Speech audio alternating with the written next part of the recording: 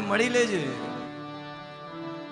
અરે નહીં ભાઈ, તું જૂઠું ન બોલ, મને ખબર છે મારા બાપ આટલામાં જ છે. ક્યાં છે મારો બાપ, ક્યાં છે મારો બાપ? ત્યારે સાહેબ મિત્રની આંખોમાં પણ દળ દળ અશ્રુઓ વહેવા લાગ્યા.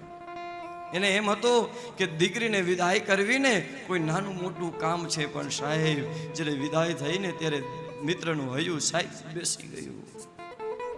દીકરી કહે છે કે ભાઈ ક્યાં છે મારો બાપ? અને ખબર પડી કે ઓરડામાં બેઠો બેઠો બેઠો મારો બાપ રડે છે.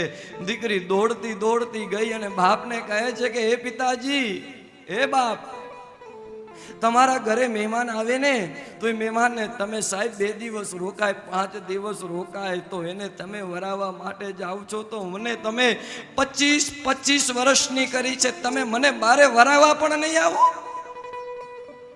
ત્યારે સાહેબ આ બેટી અને દીકરીને રડે છે.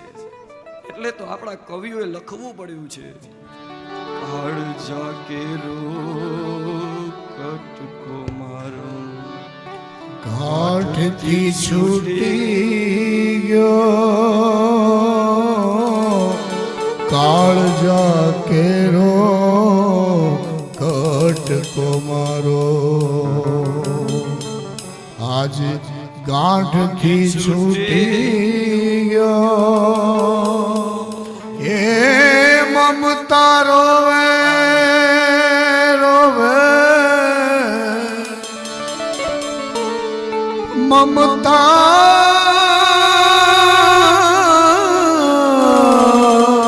રોવે,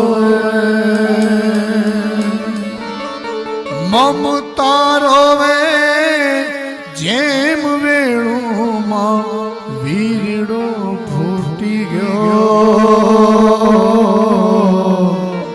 કાળજા કેરો